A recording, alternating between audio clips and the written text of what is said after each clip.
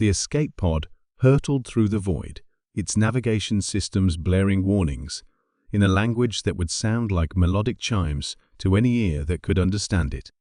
Inside, curled against the curved wall of the small vessel, Lyra trembled. Her luminescent skin flickered between shades of pale blue and distressed purple, the colors rippling across her slender form like waves across the surface of a disturbed pond. She was barely into her 16th cycle a child by the standards of the Luminari. Her antennae drooped against her scalp, picking up nothing but the endless static of deep space and the occasional ping from her distress beacon. The beacon that had been broadcasting for 3 full rotations with no response. No one was coming. The Galactic Confederacy, with its lofty ideals of unity and mutual protection, had abandoned her. The Luminari diplomat's daughter wasn't worth the political complications of venturing into disputed territory. Not even her own people had answered her calls. Lyra's 6-fingered hand pressed against the small viewport, watching as a blue-green world grew larger in her vision.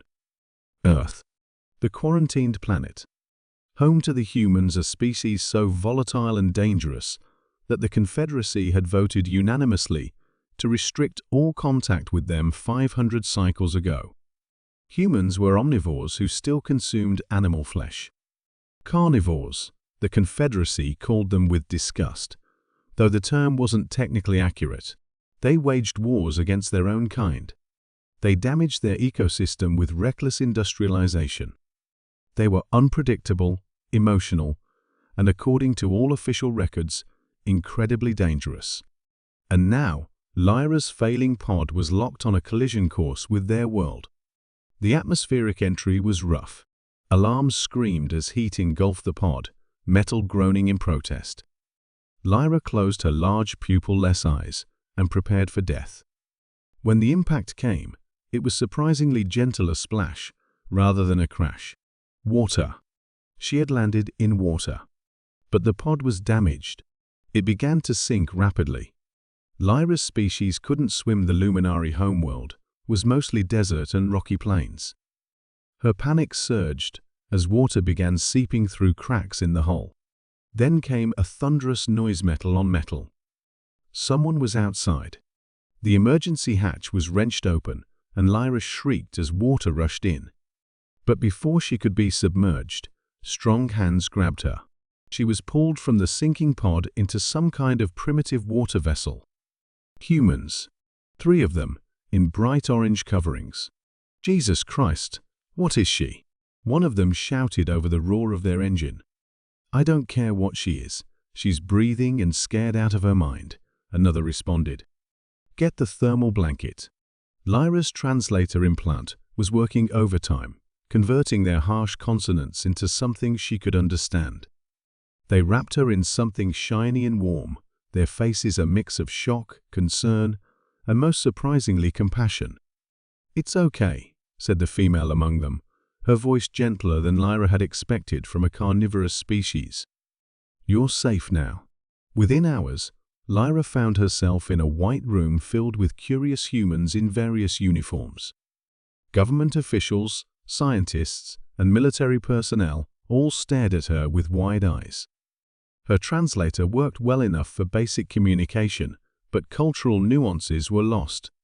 She explained her situation as best she could, the diplomatic mission gone wrong, the attack by space pirates, her hasty escape, and the cruel silence that met her distress calls. The Confederacy abandoned you? Asked a gray-haired human who seemed to hold authority. Your own people? Lyra's skin darkened with shame. The disputed territory, they couldn't risk a diplomatic incident. I understand the logic. Her voice trailed off, hollow even to her own ears. The humans exchanged glances that Lyra couldn't interpret.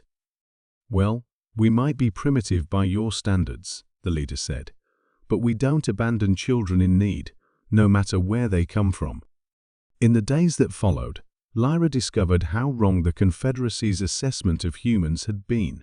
Yes, they were emotional, but those emotions included remarkable empathy. Yes, they consumed animal products, but many chose not to, and those who did were developing more ethical and sustainable practices. Yes, they had wars, but they also had unprecedented cooperation and generosity. A human family volunteered to host her scientists named Maya and David, who had a daughter close to Lyra's equivalent age. The daughter, Sophia, shared her room without hesitation, teaching Lyra about human music, art, and something called ice cream that was so delicious it made Lyra's skin flash bright pink with delight. The human governments collaborated to keep her existence relatively contained, while working to establish proper contact with the Confederacy. They didn't parade her as a prize, or treat her as a scientific specimen. They treated her as a person who needed help.